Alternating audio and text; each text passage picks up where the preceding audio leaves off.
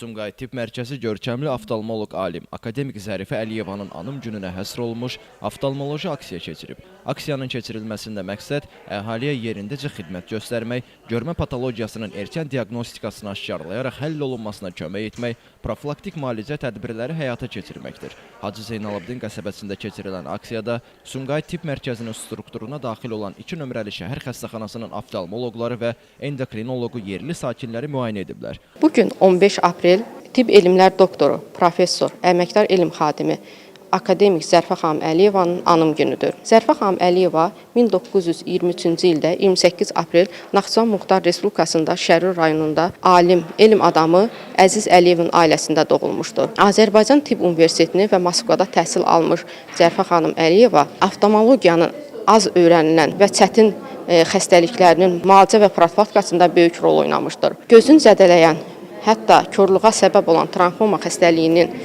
müalicəsində böyük işlər aparmış və bu xəstəliyin kökdən kəsilməsində böyük əmək sərf etmişdir. Zərifə xanım Əliyevanın yaratdığı elmi tədqiqat laboratoriyası oftalmologiyanın əsasını qoymuşdur.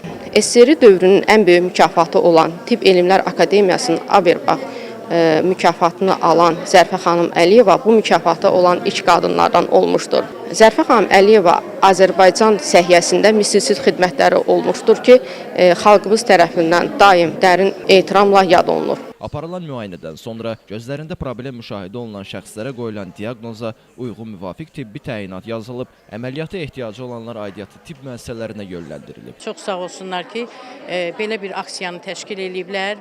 Biz bu aksiyada rahatçılıqla gözümüzü yoxlatdırırıq və bu işdən çox razıyıq. Çox gözəl təşkil olunubdur. Adamları qəşəng qəbul edirlər. Çox səliqəli şəkildə yoxlayırlar, baxırlar.